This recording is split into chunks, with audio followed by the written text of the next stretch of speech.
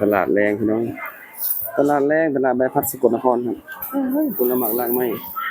อีกฝั่งนี้อาหารมีทั้งของดิบของสุกไอ้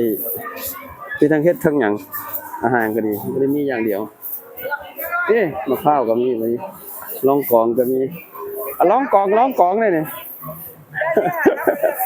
พี่แบบนี้แบบเป็นถุงแล้วก็มี3 โล 100นะมั้งอันนี้ถุงละ100แล้วถ้าข้านเลือกก็เอาไปนี่ก็ได้เลือกไปก็คือเก่าแม่นความถ้าเขาเลือกบ่นั้นเนาะแม่นความ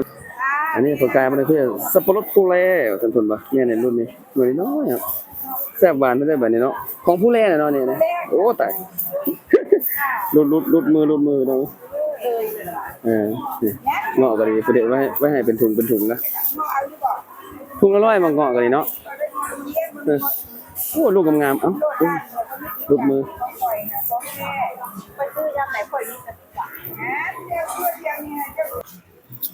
ก็ เบิ่งพี่น้องเอามาใส่รถไว้แล้วบัดนี้โอ้ยตอาหารการกินส่วนมากคือมีผลไม้กับเฮ็ดเด้หมดนี้แล้วก็ที่แนวหากินกลางคืนพี่น้องไงแมงดาหอมเจ้านี่ซื้อเลย300เงินพี่น้องน่าจะประมาณตัวนี้25 บาทเนาะที่ตัว100 12ตัวซื้อ300เลยคักบาทไปป่นแล้วหอมพี่น้องหอมเพิ่นอีหลีได้แมงดานี่คักอีหลีแล้วก็เฮ็ดละโงกอีกเฮ็ดละโงกก็ถุงบักใหญ่เลย500บ่ได้เพิ่นขายบ่ได้ซื้อได้พี่น้องเนี่ยอันตัวที่แซ่บๆกินกับลาบกับก้อยก็ได้กินกับแกงหน่อไม้ก็ได้มากหยังก็ลิ้นฟ้าบ่ลิ้นไม้เนาะบ้านเฮาก็บ่แพงตัวนี้มันหน่วยละ20นึงดอกบ่ลิ้นไม้อาหารการกินต่อก็มีหยังก็มีทั้งไก่บ้านทั้งไก่ป่าอยู่ในตลาดเนาะแต่เฮาเอา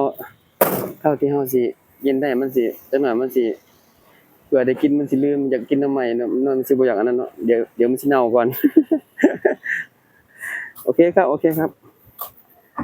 ทุกคนโอเคครับนั่งท่าหมู่เพิ่นก่อนถ้าเขาจะออกมารถดีกว่าฮ้อนเริ่มฮ้อนแล้ว